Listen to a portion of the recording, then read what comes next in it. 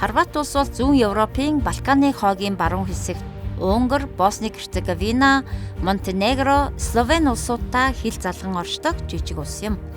Адриатикийн тэнгисийн эрэг дагуу сунаж тогтсон 1000 гаруй аралтай бөгөөд Адриатикийн тэнгисийн Далматын үзэсгэлэнт эрэг бол аялал жуулчлалын гол бүс нутаг билээ.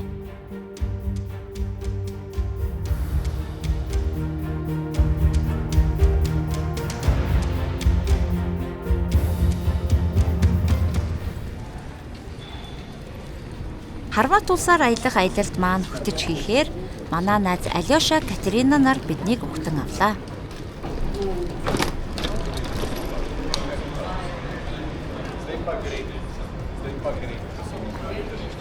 Okay. Ciao. Erka, nice to see you. Nice to see you here. I'm good. You are also good.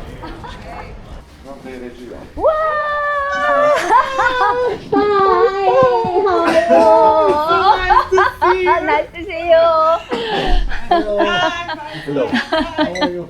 Oh, great. And you? Tired? Yeah. These are our colleagues, Urska and Gaspar, and the others in that way.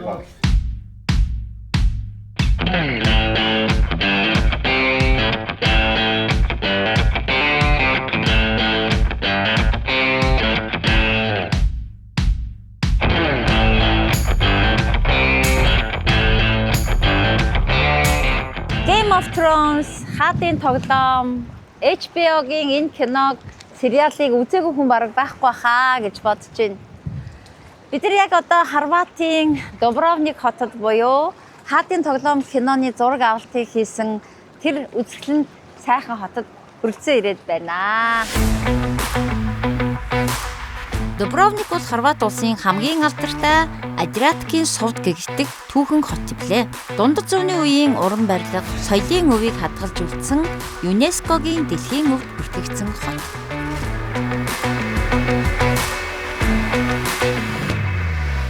Дубровник хот өөрөө 1400 жилийн өмнө анх байгуулагдсан. Тэрнээс хойш одоо Византийн хаан туулас, Венецийн хаан туулас, за Дубровник нь өөрөө бас тусдаа бие даасан улс байсан. За дараа нь Францад эзлэгдээд Наполеоны үед Францын хаан тулсын харьяанд байсан. За тэрний дараагаар одоо Австри-Венгрийн хаан тулсын харьяанд байсан гэдэг энэ олон жилийн түүхийн явцад мэдээж маш олон өөрчлөлтүүд хийгдэж ирсэн байгаа.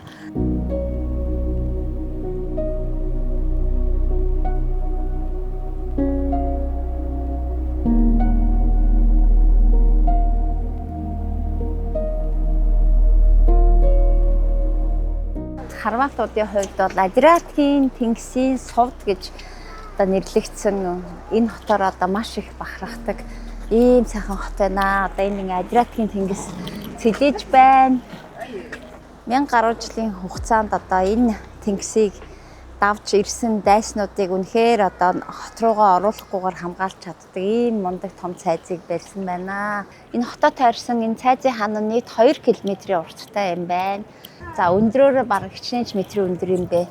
Ийм маш өндөр ийм ханаар хүрээлэгдсэн да маш тийм дайснаас хамгаалах систем нь маш сайн хөгжсөн ийм цайз байсан байна. Тийм ч учраас 1400 жилийн турш да эзлэгдэхгүйгээр ингэж оршин тогтносоор байсан хот байна. Дубровникийн хувьд бас нэг түүхийн гайхамшиг зүйл юу вэ гэхээр ер нь энэ том цайзуудыг чинь дандаа боолын хөдөлмөрөөр бий болгодог байсан байгаа.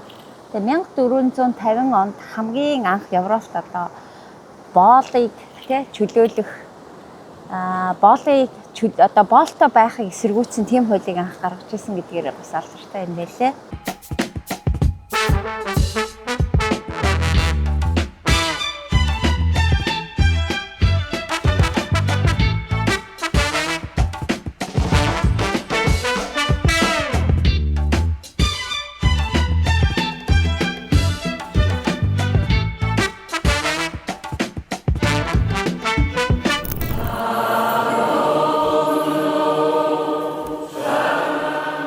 Хорват улс бол католик шашинтай. Дубровник хотыг эвээгч Гигем Блейзийн сүмийн шашны ёслолыг үзэж сонирхлоо. Энэ хот нь шашны шүтлэг түүхэн дурсгалт газар ихтэйгээс Дубровникийн цогчин дуган Есүс сүм, Доминикан Францискогийн сүм дуган энд байдаг.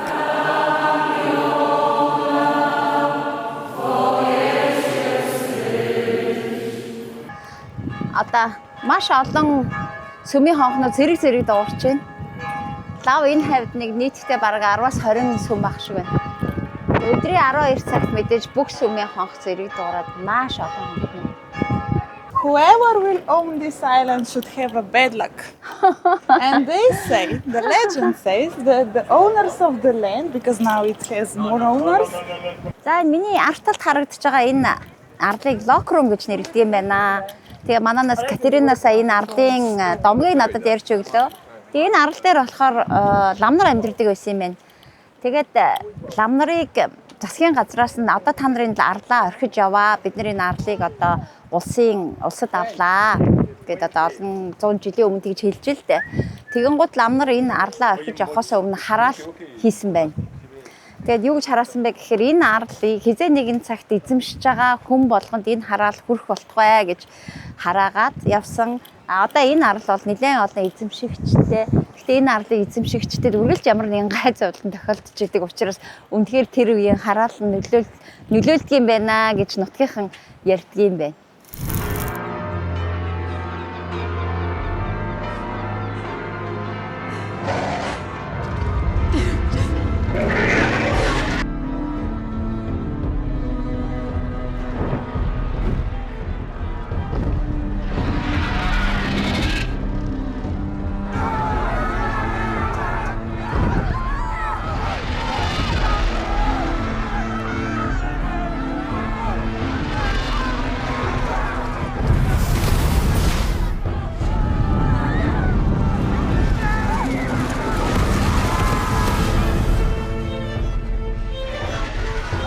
Дубровник хотын Стариград гэж нэрлэгддэг Old Town тий хуучин хот. Энд ингээд нөгөө Game of Thrones хаадын тоглоом гэдэг HBO-гийн кино хийгдсэн. Тэгээд энэ кино хэрхэн энд хийгдсэн тухай энэ жижиг шортууд YouTube дээр яваад байгаа байхгүй. Тэгээд одоо энэ хот ч өдөртөө бараг сая гаруй хүн ирж үздэг. Маш их жуулчд ирдэг ийм хот штэ. Тэгээ яаж тэр киног хийхийн тулд тэ одоо энд байгаа бүх энэ завнуудыг, хөлөг онгоцуудыг бүгдийг байхгүй болгоод энэ олон жуулчдыг бүгдийг байхгүй болгож хаажгаад тэр киног хийсэн гэхээр мэдээж кино хийх хугацаанд бол энэ хот өөрөө маш их алдаг төлөвлөсөн байж таараа. Хамгийн гол нь энэ тэр кино хийснээс хойш Дубровник дахь жуулчдын тоо бараг 5-6 дахин нэмэгдчихэж байгаа байхгүй юу. Тэгэхээр өөрөө тэр кино ямар их алдартай байсан бэ? Тэр киноны мерчендайзингаар энэ хотыг те жуулчд ирэх тоо нь одоо хэрхэн өссөн бэ гэдэг бол үнэхээр гайхамшиг юм аа. Тэгээ бүр ингээд Азийн жуулчид сүүлийн үед маш их ирдэг болсон юм байна. Одоо шууд нислэг бүр ингээд Хятадаас, Солонгосоос одоо энэ хот руу ингээд шууд нислэгтэй болсон байна. Тэгээ манайхан ч гэсэн энэ хотод ирэхийн тулд одоо яадгийг шууд одоо Бээжин рүү очоод Бээжингээс шууд нисээд ирэх ч байдаг юм уу. Ийм зам нь бас нээлттэй болсон юм байна. Тэгээд хаадын тоглоом, Game of Thrones киног шүтэн бишрэгчд байгаа бол Дубровник хотыг ирж үзээрэй. Үнэхээр гоё тасархай юм байна шүү.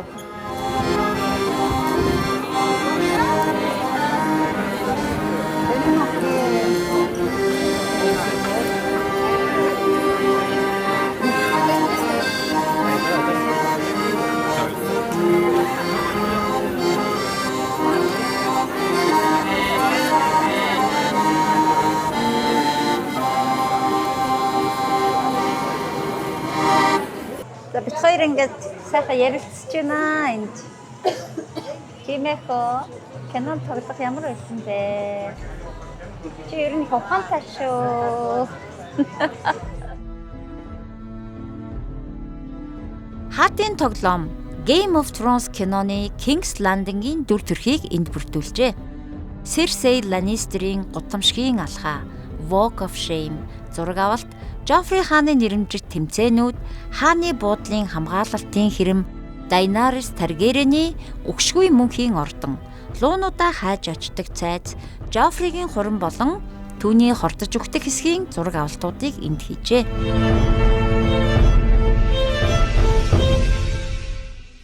марбл чулуугаар хийсэн шал одоо 1400 жил болж байгаа шал байна. Хүмүүс явсаар агаад бүр ингээд яг ингээд лагтцсан юм шиг ийм гялалцсан. Тэгээд энэ хотын хамгийн гол энэ хот үнэхээр цэвэрхэн байна.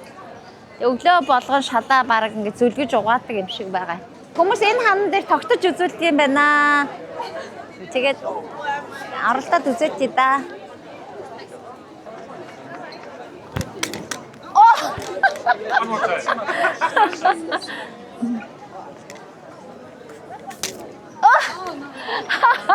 Impossible. Welcome to Dubrovnik. Yes.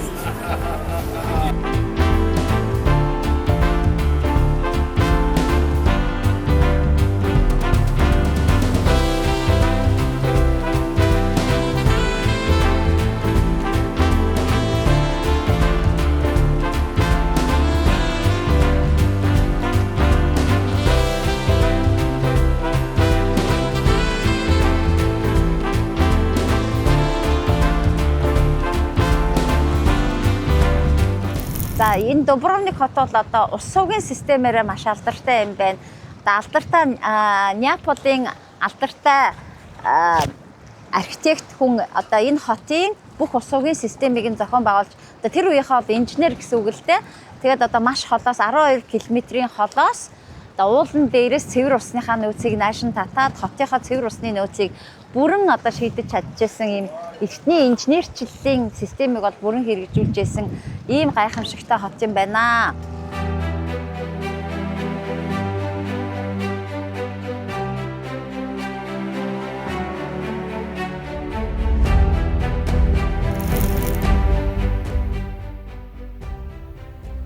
(1991-ээс 2002 оны хооронд болсон Югославийн дайны талаар та мэдв үү?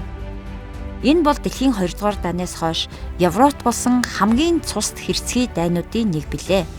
Үндэстэн хоорондын зөрчил, шашин шүтлэг, улс төрийн үзэл сурталаас үүдэлтэй энэ дайнд 140 мянган хүн амь ирсэн байдаг. Югославийн харьяанд байсан Хорватын цэргүүд Югославийн аримтай 91-ээс 95 оны хооронд хэд хэдэн ширүүн тулалдаан хийж тусгаар тогтнолоо олж авсан түүхтэй. Дунай мөрний иргэдэх Вуковар хот 87 хоногийн турш бүслэлтэнд байж бараг бүрэн нурсан. Түүхэн дурсгалт Дубровник хот их бөөний суманд өртөж Европыг цочроож байлаа. 1995 онд Хорватын арим эзлэгдсэн газруудаа эргүүлэн авч энэ дайн дуусгар болсон бөгөөд олон улсад хүлээн зөвшөөрөгдөж өөрийн хил хязгаарыг бүрэн тогтоож чаджээ. Хорватын эдийн засаг дэд бүтэц энэ дайнаар ихээхэн сүйдсэн боловч хурдцтайгаар эргэн сэргсэн байна.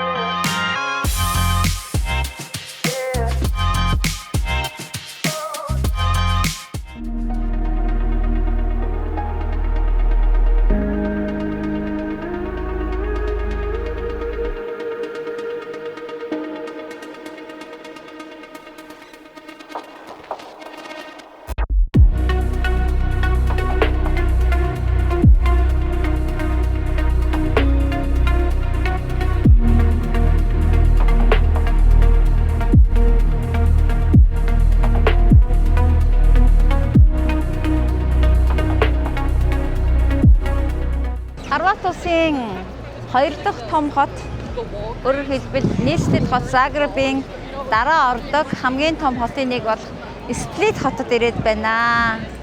Тэгээд Сплит хот маань өөрөө маш алдартай. За юугаараа алдартай вэ гэвэл манай эртний 285 онд яг энэ шилтгэн баригдсан юм байна. Тэгээд тэр үед бол Ромын императорын дор Ромын харьяанд Сплит хот бол харьяадагдж байсан. Тэгээд Диоклетиан гэдэг Ромын императорын шилтгэн юм байна. Тэгээд энэ Ромын император Диоклетиан бол өөрөө яг энэ нутагт төрсөн. Өөрөө бол энд насныхаа эцсийг яг энэ паласт өнгөрүүлсэн. Түүний насны нөгөө тэтгэвртэй гарсан гэх юм уу да. Тэгж нэрлэгддэг retired гэдэг. Тэгээд тэр тэтгэвртэй гарах үедээ бол энэ ч нэ амьдарч байгаад энэ ч нэ бас нас нөхцөн ийм түүхтэй юм байлээ. Тэгээд энэ Диоклетиан гэдэг хаан маань өөрөө Ромын император маань өөрөө бас их сонин төвхтэй хүн байдгийн байна. Ягаад гэхээр ер нь бол альва хаад ч ингээд юу дамжиж удам дамжиж хаан болж явдаг штэ. Тэгтэл яг Ромын императорууд бол тэгдгүүл юм байна л да. Тэгэхээр Диоклетиан бол өөрөө яг энэ нутагт төрсөн. Төрөхдөө жирийн нэгэн айлд төрсөн. Тэр ч үтгийн хэл эцэг их нь одоо чөлөөлөгдсөн боолууд байсан байх магадaltaй гэж бол түүхэд бичигдсэн байдгийн байна. Одоо хар бага наснаасаа эхлээд ингээд Ромын цэрэгт яваад ингээд маш олон гавья байгуулж дээшээ шат тараалан өксөж явсаар хагаад ингээд Ромын император болох хүртэлх замыг туулсан тийм сонин түүхтэй ийм хаан байдгийн байна. Тэгээд 1978 онд бол ЮНЕСКОгийн ЮНЕСКОд бол одоо дэлхийн өв болж бүртгэгдсэн Сплит хотын энэ хэсэг болвол тэгээд ер нь Сплит хот маань өөрөө 2000 гаруй жилийн түүхтэй. За орчин үед бол ингээд залуучуудыг ер нь маш их туристуудыг татаж чаддаг. Ер нь энэ Далматиа гэдэг нэртэй энэ Адриатикийн тэнгисийн энэ хавийн нутгийн хотууд дотроос хамгийн их шөнийн амьдралтай хамгийн их залуучуудыг татсан ийм хот болж одоо хөгжсөн байна.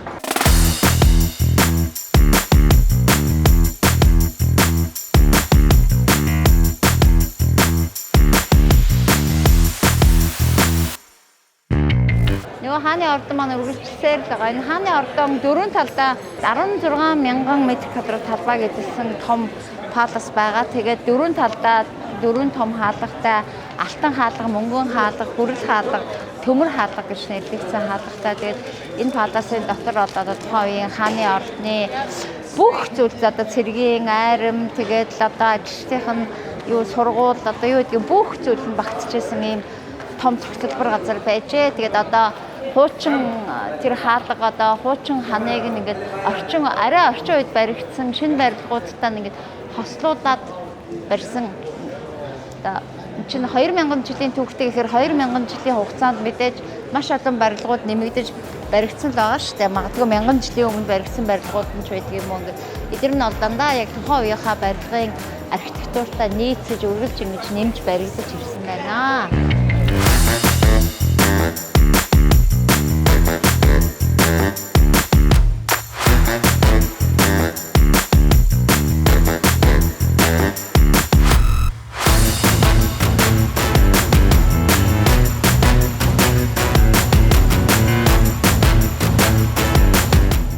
Одоо бидний зогсож байгаа энэ байшин бол одоо дараа нэг 1450-аад оноос ахуулаад бол Австри-Унгарын харьяанд байсан. Хорват улс маань Австри-Унгарын харьяанд байхад тэр үед бол ийм дүрмтэй байсан юм байна л да. Хотын төвд заавал төвлөрсөн кофе шоптой байна гэдэг ийм одоо цаана хотоос нь заасан тийм дүрмтэй. Тэгээд тэр төвлөрсөн кофе шоп нь бол яг энд байрлаж байсан. Тэгээд маш чанга хатуу дүрмүүдтэй жишээлх юм бол ширээ болгоно дугуй хэлбэртэй байна. Ширээ 4 хөлтэй байж болохгүй зөвхөн 1 хөлтэй байх ёстой. Тойроод 4 ширхэг заавал модон сандал байх ёстой гэсэн тийм дүрмүүдтэй байсан учраас тэр үеийн одоо тэр дүрмийг баримталж өнөөдрийн энэ централ кофе шоп нь бас яг тэр үеих шиг тийм хэлбэрээр ширээ сандлаар зассан байдаг гин. Сплит хот бол дэлхий дээрх хамгийн сайн хадгалагдаж үлдсэн Ромын эзэн хааны ордон дээр суурилсан хот юм. Ордны хан дотор өнөөдөр ч хүмүүс үргэлжлүүлэн амьдарч дэлгүүр хоолны газар ажиллаулж байдаг нь амьд хот гэдгээрээ алтартай. Хотын эрэг дагуух 70 модтой цагаан чулуун зам бол Сплитийн нэрийн хуудас. Нутгийн иргэд энд юу ч хийхгүй сууж, амарч амьдралын амтыг мэдрэх дуртай гин шүү.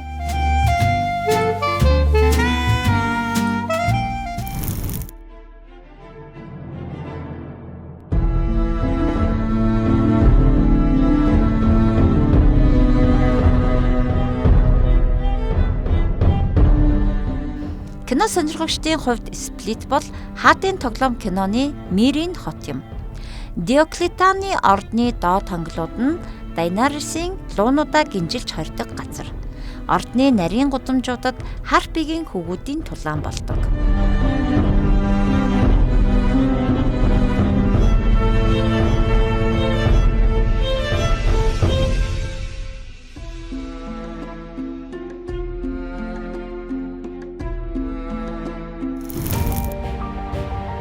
Далматын үйлдвэрийн нохооны нэр гарал үүсэл нь Хорватын Адриатын эргийн дагуух Далматия мужийн нэрээр нэрлэгджээ.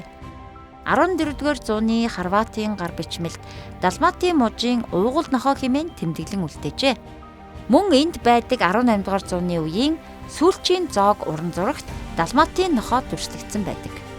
Олон улсын нохоо судлалын холбооноос Далматийн нохоог Хорватаас гаралтай гэж албан ёсоор бүртгэсэн бөгөөд Хорватын үндэсний бэлэг тэмдэг амьтан юм а.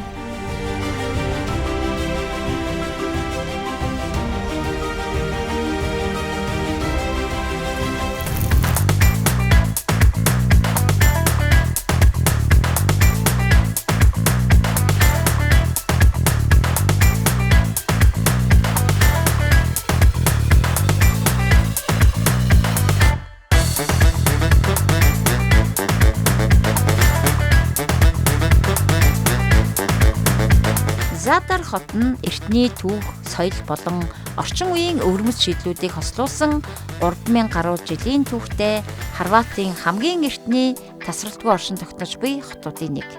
Манай эртний өмнөх 1-р зуунд байгуулагдсан Адриатын зүүн иргэдэх хамгийн том Ромын форум энд байдаг. Гигэн Донатын сүм 9-р зуунд баригдсан Византын архитектурын өвөрмөц дугуй хэлбэртэй сүм бөгөөд Задар хотын гол бэлэгдэл болдог. ЮНЕСКОгийн дэлхийд бүртгэгдсэн хотыг тойрон хүрээлэх эртний хамгаалалтын ханнуудыг Венецийн хэрэв гэж нэрлэдэг.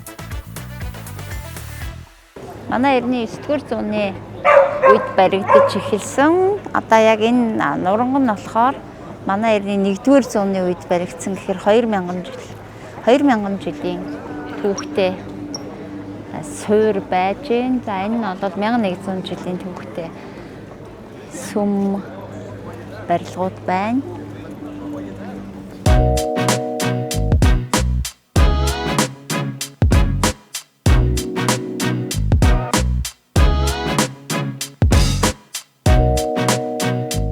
Задар хотыг дэлхийд алдаршуулсан 2 өвөрмөц архитектурын бүтээл байдаг. Энэ бол далайн аргон хөгжим, Sea Organ. Далайн давлгааны хүчийг ашиглан хөгжим эхшгэлүүлдэг дэлхийн цорын ганц байгалийн хөгжим юм. Greeting to the Sun, нарны мэндчилгээ. Далайн эргийн явган зам дээр байрлуулсан 300 гаруй шилэн хавтан бүхий нарны зай хураагуур өдөр нь нарны эрч хүч хуримтлуулж, шөнө нь гэрлийн гайхалтай үзүүлбэр үзүүлдэг. Сүмд дуурдаг нэг сүмийн аргон байдаг шүү дээ. Тэрийг байгалийн аргаар хийсэн энэ Задарын алдартай далайн пайп гэж нэрлэгддэг энэ байгалийн хөгжим.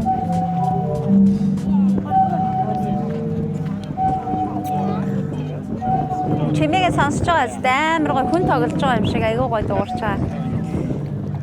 Тэгээд энэ өхнүүдээр дамжаад далаагаас ирж байгаа салхи төрөл бүрийн дуу чимээ гаргаад ингээд байгалийнхаараа энэ хөгжим нь өөрөө явж байгаа гэсэн үг.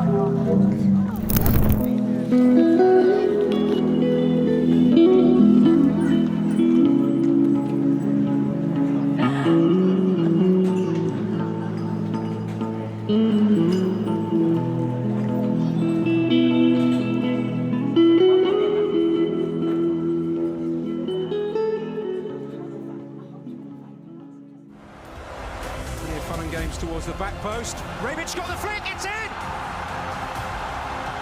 Kramaric takes the credit! Хорватын хөлбөмбөг бол тус улсын үндэсний бахархал, эв нэгдлийн хамгийн том бэлэгдэл. 4 сая орчим хүн амтай хэдий ч дэлхийн хөлбөмбөгийн тавцанд аврах гүрнүүтэй энэ тэмцээн өрсөлдөгөө. 1998 оны Францад болсон даашдад анхудаа оролцож хүрэл медаль хүртэж байв.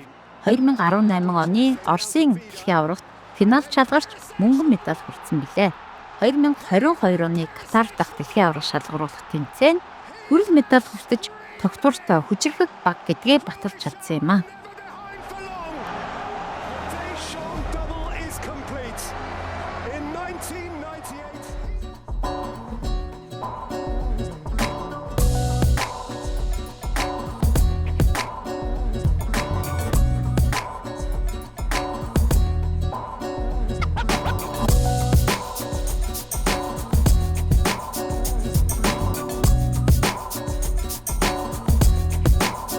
Адриатикийн тэнгисийн эргээр бид үргэлжлүүлэн аялж явнаа.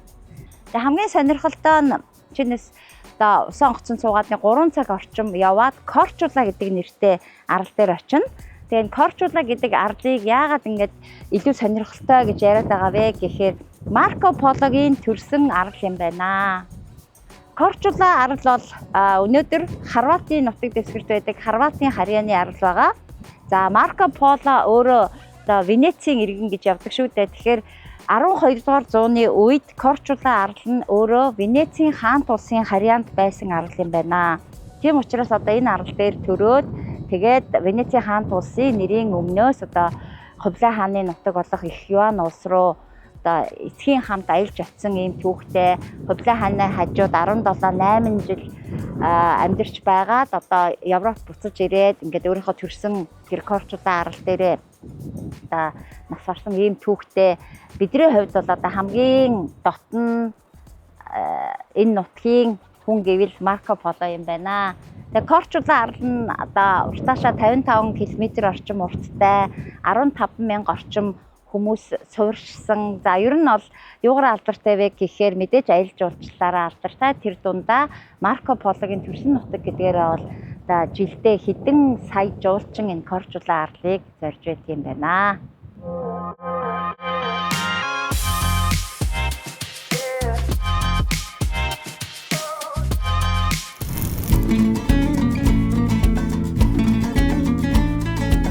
Орчин үеийн ирчүүдийн соёлын нэгэн салшгүй хэсэг болох зангиа, нектай мөн л Хорватаас гаралтай гэдгийг та мэдв үү?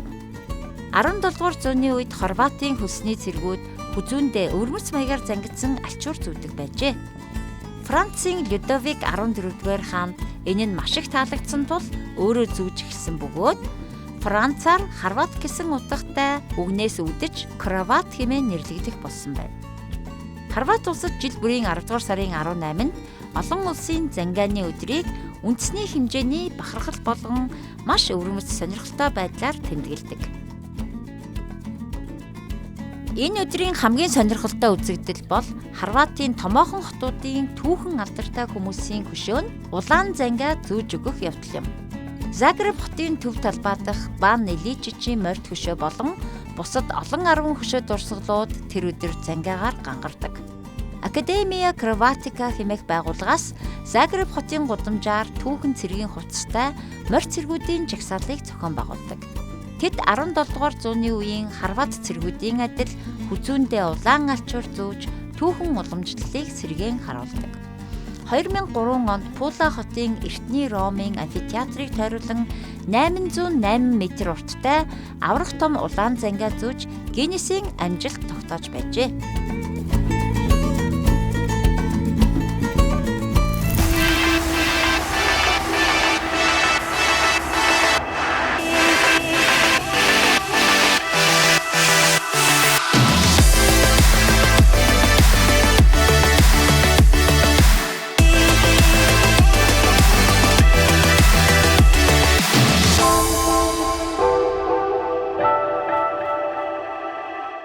Бид нар ингээд Хорват улсын нийслэл Загреб хотод ирсэн байна. Манай найз бүсгүй Катерина. Одоо ингээд Загреб хотыг бид нар танилцуулах болно. Морьтой хүний хөшөө байна л байгаа л бол төв талбай гэсэн үг. Ер нь энэ улсуудын төв талбайг хараад байхад манай Чингисийн талбай бол үнэхээр том талбай байдгийн байх шүү.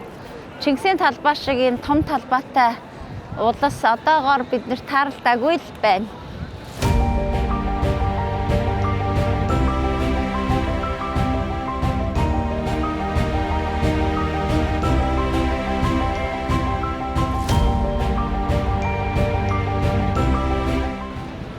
The most important person in the Croatian history, Who is? it's Count Ban Jelačić. He was the lieutenant general in the Austro-Hungarian army, and he was appointed as the first count of the Croatian region, and it's count like the first guy who, let's say, constituted, let's say, make the seats for the Croatian, let's say, independence. This is why it's so important. Otherwise, he was the general in the Austro-Hungarian army. Lived here and ruled, let's say, Croatian guy. Jelačić, Croatian guy.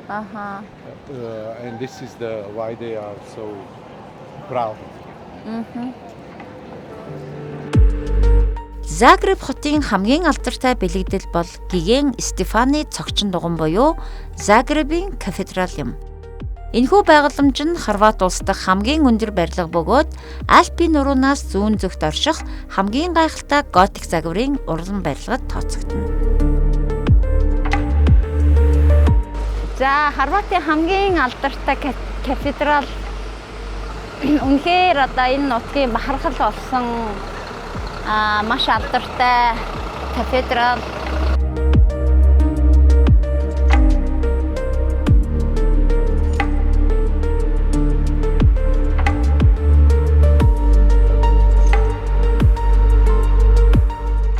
After it was built, it was heavily injured because of the Mongolians who came here. Oh, really? 1242. 1942 монголчууд ирээд энэ сүмийг будаа болгосон гэж. Sorry. 1093 онд анх байгуулагдсан 1240 хэдэн онд монголчуудад нэлээд сүйдсэн манайхаа ирж жоохон будаа болгосон юм байна.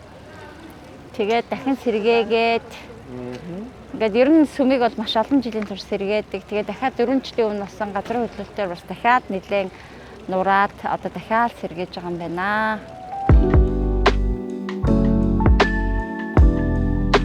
Загребийн кафедрал, Бенлаччийн талбай, Гигэн Мария болон дөрвөн тэнгэрийн элч, Гигэн Маркийн сүм, улаан шүхрээрээ алдартай Долац маркет, хагарсан харилцааны музей зэрэг Загреб хотын түүх дурсгалын газруудыг заавал үзэж сонирхоорой.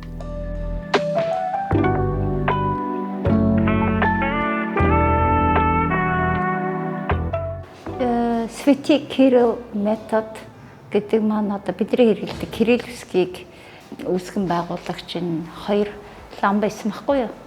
Тэгээ тэр хоёр ламын дүр зураг юм байна л да. Энэ ах トゥ Кирилл методыг гэж нэрлэгддэг. Уг нь бол Македон грек гаралтай.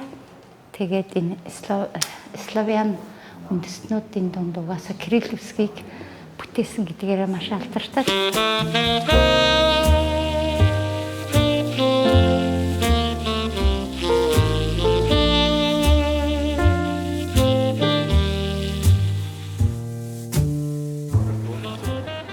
Ер нь Хорват улс бол одоо байршлийнхаа хувьд бас барууны энэ баруун Европын орнуудтай маш ойрхон, дээрэс нь далайн эрэг Адриатикийн тэнгисийн эрэг маш урт эрэгтэй учраас Европын холбооны улсуудаас бол маш их одоо жуулчид ирдэг.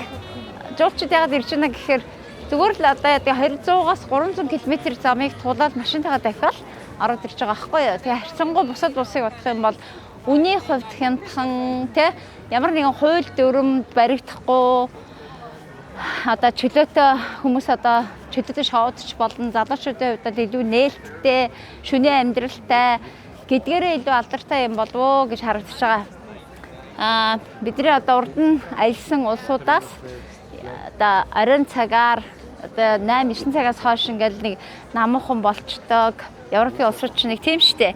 Хагасдан сайн ихэнх юм ажиллахгүй ч байдаг юм уу. Тэрнийхээ эсрэг хүмүүсийг татах, ялангуяа залуучуудыг татах тал дээрээ Хорват улс нь илүү нээлттэй маш их жуулчид ирж энд одоо илүү тийм чөлөөт байдлаар амралтаа өнгөрүүлэх боломжийг бүрдүүлж гисэн ийм улс юм байна.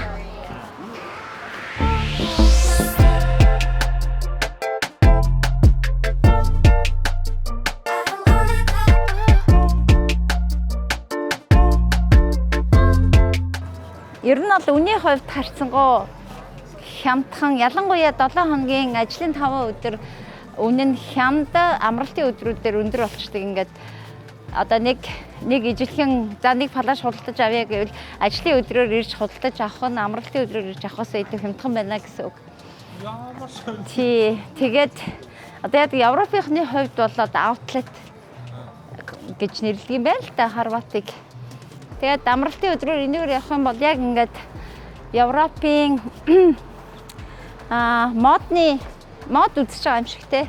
Загварын шоу үзэж байгаа юм шиг байдаг гэж энэ гудамж хүмүүс нь маш их гангалж гарч ирдэг.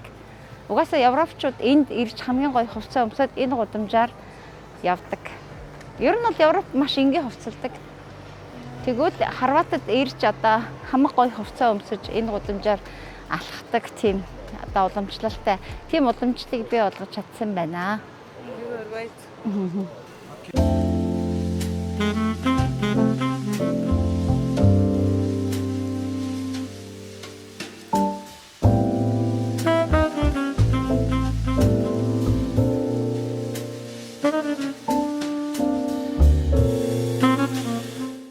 Тэгэхээр 2 дугаар дайны үед германчууд одоо Хорватын энэ нутгийг бол эзлээд тэгээд хэрвээ нэг Германы цэрэг алдагдах юм бол 10 Хорват хүнийг жирийн иргэнийг алдаг.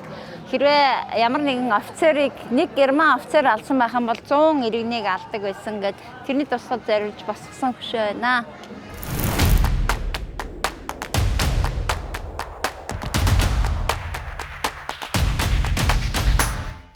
За хэдүүлээ Хорватын одоо үзэсгэлэнт байгалийн зохицолбоор тусгай хамгаалалттай газар болох Плетвиц гэдэг нэртэй National Park дээрээ байна.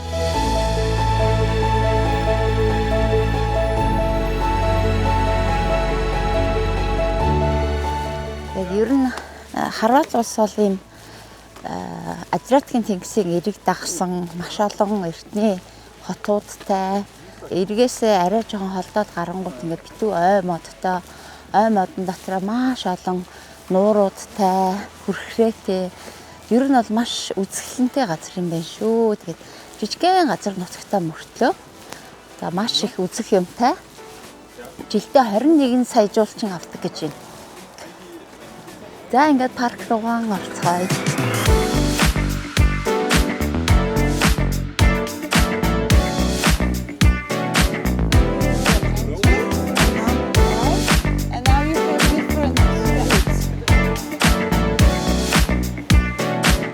Плетвиц National Park дээр ирсэн байна. Тэгээд энэ парк маань өөрөө яг бүтэн тойроод ирэхэд бол 8 цаг одоо хөлөөр аялах юм аялал байдаг юм байна. Тэгээд энэ паркын хамгийн гол онцлог юу вэ гэхээр маш олон жижигхэн нууруудтай. За тэгээд limestone гэж нэрлэдэг энэ харагдаж байгаа энэ сар хадан хясаа. Тэгээд limestone бол хэлбэрээр маш ойрхон маш хурдан өөрчилж чаддаг юм зөөлөн чулуу учраас одоо усанд бол маш хурдан илэгддэг гэсэн. Өөрөөр хэлбэл өнөөдрийн бидний энэ харж байгаа энэ байдал маань 10 жилийн дараа гэхэд шал өөр төр хэрэгтэй болсон байх магадлалтай. Тэгээд жил болгон ингэж одоо усны урсгал хаагур нь яаж урсаж чулуугаа хэрхэн өөрчилж байгаагаас шалтгаалаад байнга өөрчлөгдөж байдаг юм онцлогтой юм байна.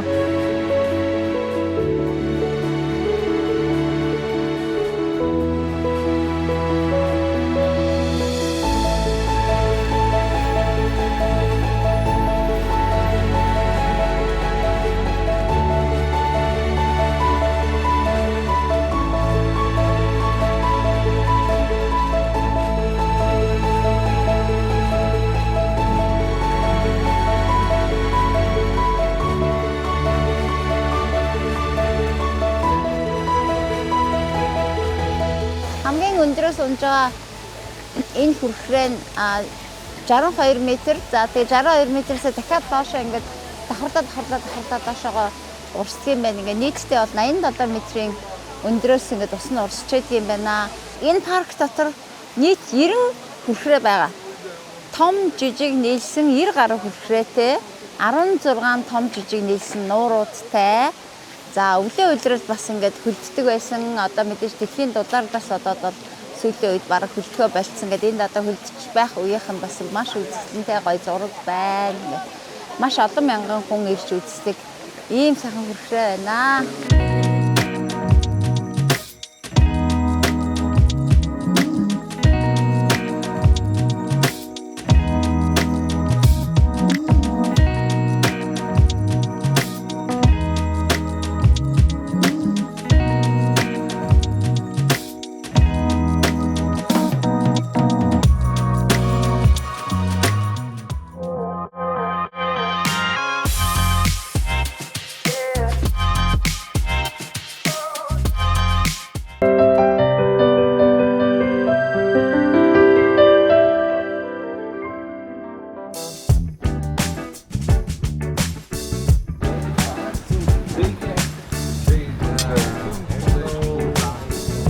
Tomorrow in Europa, 8% benefit, 13%.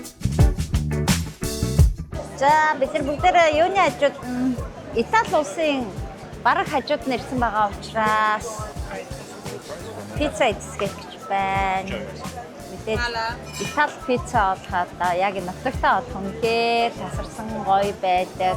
Италийн бараг хил дээр байгаа учраас бид одоо пицца идэх гэж байна. Энэ бурата гэдэг нэртэй пицца өөрөөр хэлбэл бурата гистгаар хийсэн микс гэдэг хоёр төрлийн пицца.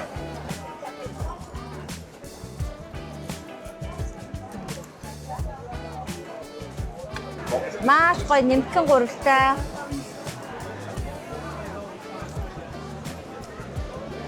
Үнэхээр гоё нэмтгэн гурвалтай гоё. Ер нь энэ хавийн пиццанууд үнэхээр гоё доо. Маадхан тоо. Чинжу. Энэ нутгийн одоо хамгийн алдартай хоолнуудын нэг бол чүштэй буюу чинжу байгаа. Угаасаа энэ чинжу маш амттай, маш их нартай учраас маш гоё амттай том чинжу байдаг. Тэгээд чинжугаа яг ил гал дээр шарж байгаа. Ингээд хоол болгоны амттай дараа нь болгож ил.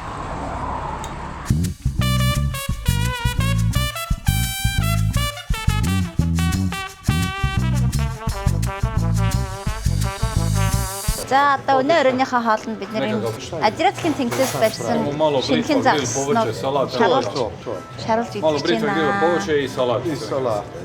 Can you explain which kind of the There's the fishes? sea bass, there's the red Sea snapper, bass. sea bass, red snapper, there's the turbo, Snapper. there's the amberjack, and there's the also red snapper. This one? Turbo. Turbo? Wow. Sea bass, snapper, yeah. Red snapper. Very nice. This one is Amberjack. amberjack. Үнэхээр гоё. Загсны шил үнэхээр гоё юм. Бид ч сая баг өөртөө загсаа ялгаад энэ загс шүүгээд ялгаад ирсэн тэр загснаа хэсгээр нь шил хийгээд ирсэн байна. Одоо араас нь тэгээд үлцэн хэсгийн шар зүсэж өгсөн байна.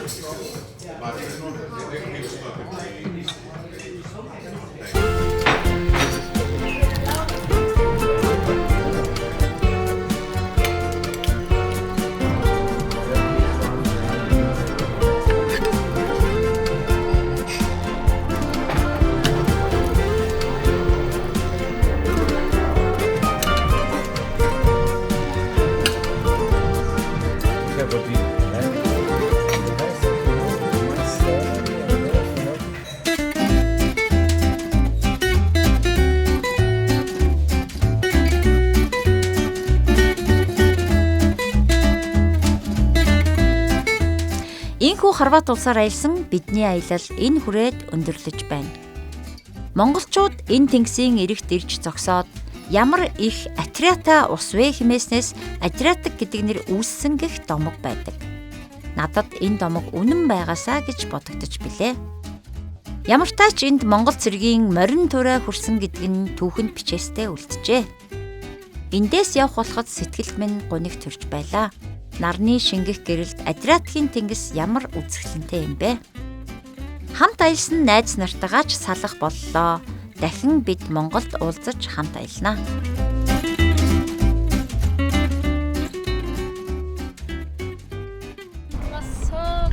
Yeah, it was very nice, let's say, holidays. Welcome to Mongolia. We will come, we'll ask Jora when he will organize some small trip. Otherwise, when 40 years of more, if not earlier. Yeah. If not earlier. But it's too late. Yeah, we will do it sooner. So in that way. So, thanks. No, thank you. Thank you. Thank you, Marta. Yes. Thank you so much. Okay.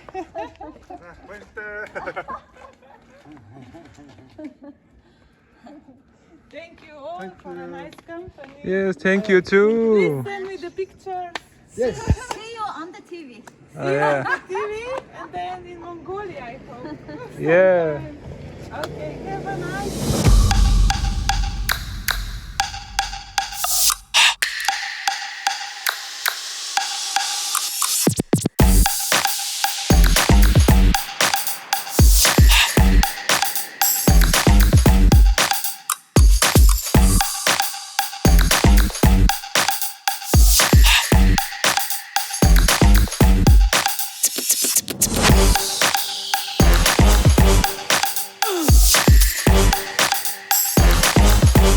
Come on, come on.